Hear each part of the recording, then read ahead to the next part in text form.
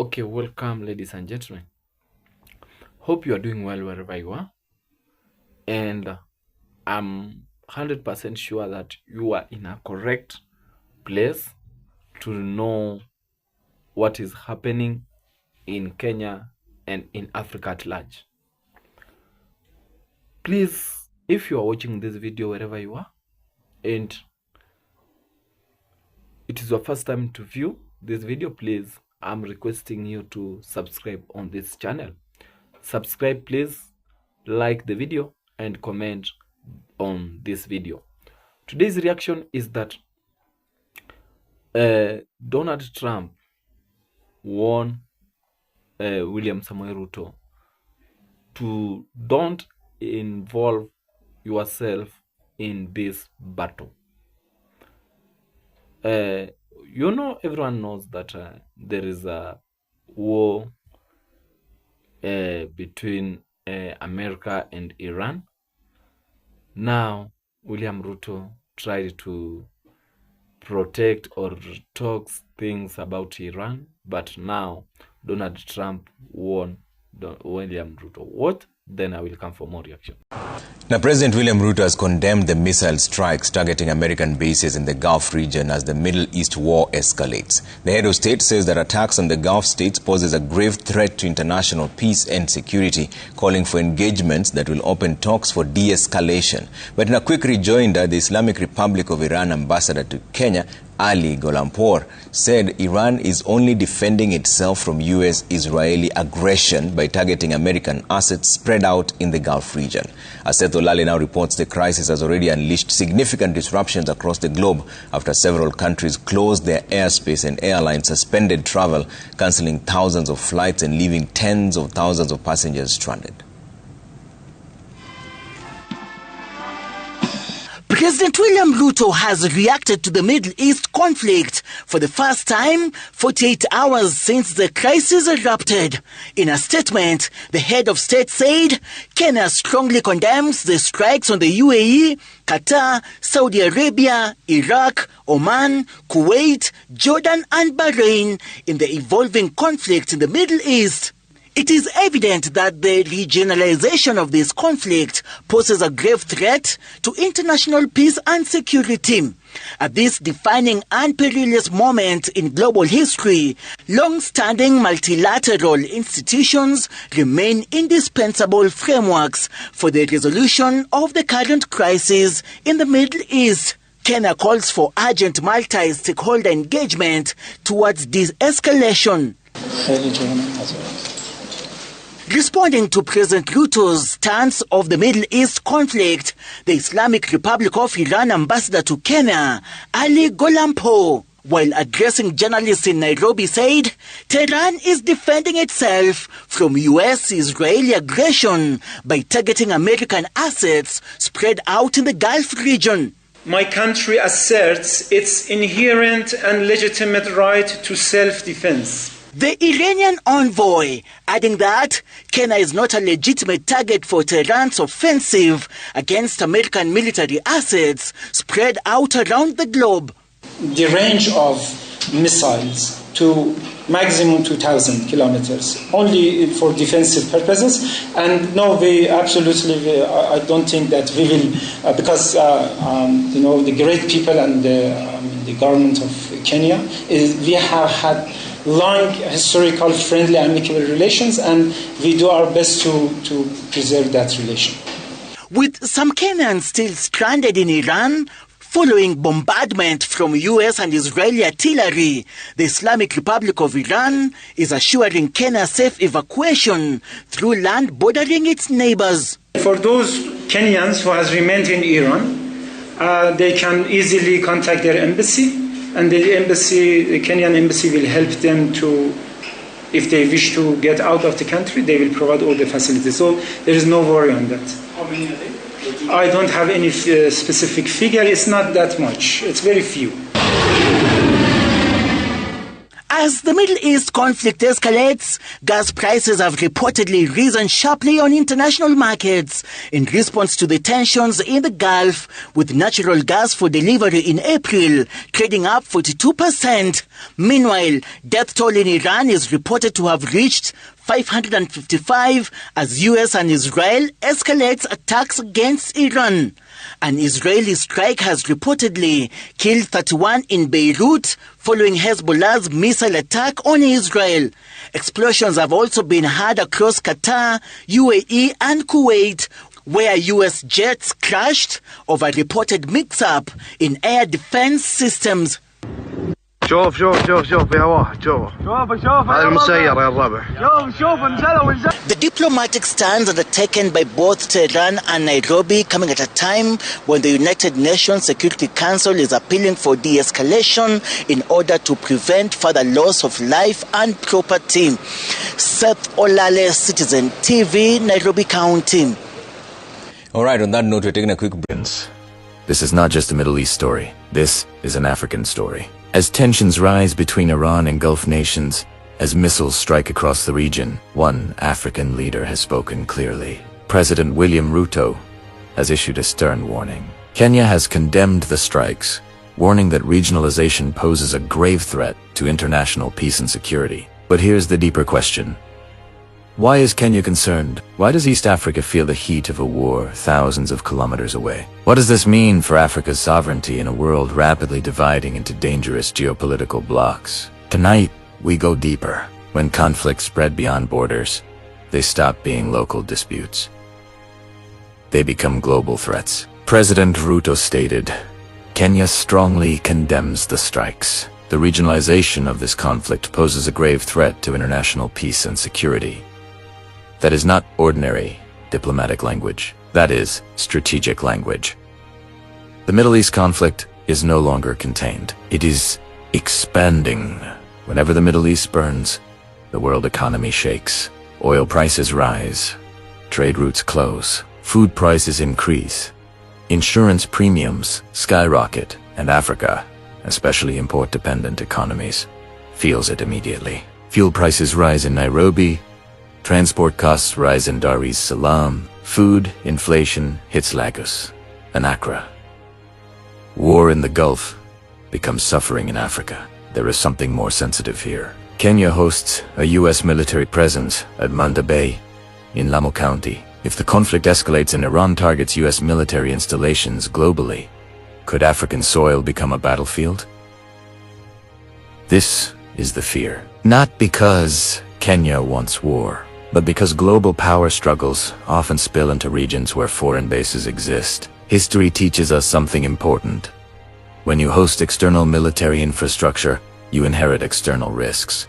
And that raises a serious Pan-African question. Are African nations secure when global superpowers use African territory as strategic assets? Or are we exposed? Let's be honest, Africa has suffered enough from proxy wars. From the Cold War era, from foreign-backed coups, from resource wars, disguised as liberation struggles. Now, as tensions rise between Iran, the United States, Israel, and Gulf nations, Africa must not be dragged into another global chess game. President Ruto emphasized multilateral institutions. He called for urgent multi-stakeholder engagement towards de-escalation. That is diplomacy, but Pan-Africanism demands something deeper. Africa must develop its own collective security voice. The African Union must not be silent. Regional blocs like EAC, SADC, ECOWAS must coordinate positions, because today it is the Middle East. Tomorrow it could be the Horn of Africa. Let's talk economics. If Gulf states are destabilized, oil shipments slow, shipping through the Red Sea becomes risky. Insurance premiums skyrocket. Global markets panic. And Africa, heavily dependent on imports, suffers. This is why Africa must accelerate renewable energy independence, local refining capacity, food security programs, inter-African trade through AFCIA. Every global crisis reminds us, dependency is vulnerability.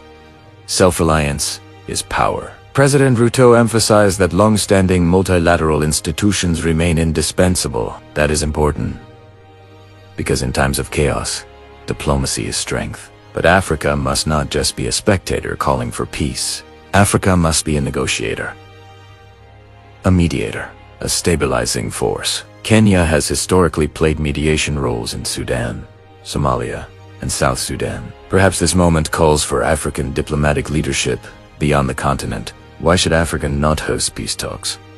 Why should Africa not shape global security dialogue? This is a defining moment. If the Middle East conflict escalates, Africa must remain united, vigilant, and strategic. President William Ruto has spoken. Now Africa must think, not emotionally, not reactively, but strategically. Because in a multipolar world, neutrality without preparedness is weakness, but sovereignty with unity is strength. Africa must never again be a battlefield for other people's wars. Let us pray for peace in the Middle East.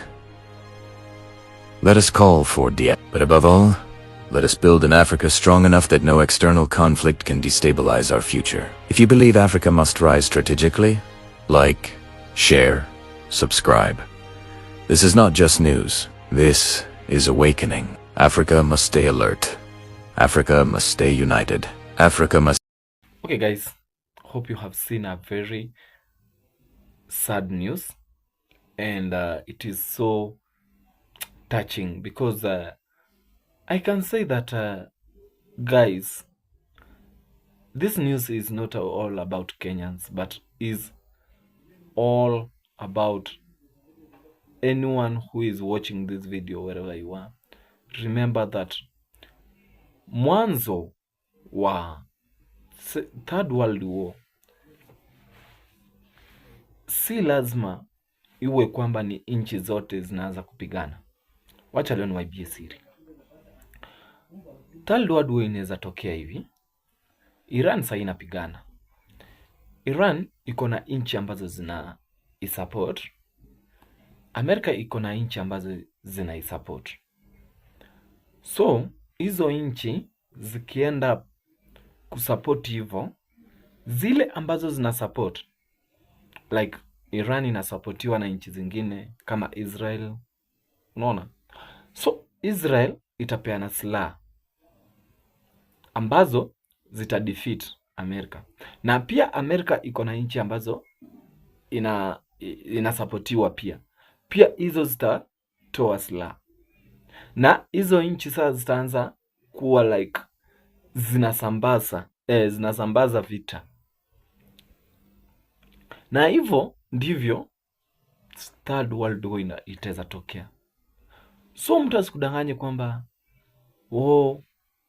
hii ni kitu ya kawaida tu, itaisha.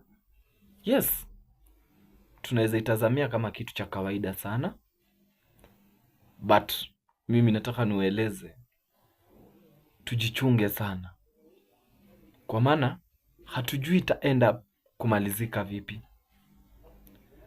Wajua sometimes unaweza anzisha kitu ukijua ni kidogo sana kiwezi leta madhara, lakini mtu akishachoka ndio utajua muhimu wa hicho kitu ama ubaya wa hicho kitu ulichokianzisha. Ukiangalia ni nini hasa ambayo Amerika inapigania. Unajua kwamba Iran ni nchi ambayo imedevelop kwa mafuta na vitu vingine. Na Amerika inapigana sana so that ipate hiyo opportunity ya kusupply mafuta. And naweza sema ya kwamba Iran kuna silaha ambazo zinaundwa each and every time. William Ruto aliongelesha Iran kwamba isifanye revenge against USA, iachane na hizo vita. And viongozi wa Iran wakasema kwamba they can't defeat Kenya because they have a good relationship with Kenya. Mimi najiuliza hivi, kama sasa Iran ina react towards Kenya, Je, Kenya iko na silaha za kudefeat Iran? Sidhani hata kidogo, because Iran imedevelop the weapons. Iran iko na weapons ambazo zina si za hapa, ni weapons ambazo zina, yani naweza sema vipi, bado zinatolewa each and every time. So Kenya tuache kuwa na ile kujipiga kifua kwamba we can attack. Na hizi vita tuombe sana zisije zikawa third world war, because imagine vita vikitokea, vita vya 3 vya dunia, tutakuwa wapi? Wajua Waswahili wanasema kwamba silaha hutengenezwa ili zikuje zifanye kazi vitani. Ndiposa utaona ya kwamba kila mtu ana invent silaha zake. Kenya tuna invent nini? Kenya tuko na nini? So that's why Kenya is a high time to pray so that God can heal the world. Because as for now, world is shaking. Is your time to come up with one mind of praying. We need to pray, Kenyans. Not only Kenyans. If you are watching this video, please, wherever you are, please remember to subscribe and to pray. Even comment to God help the world.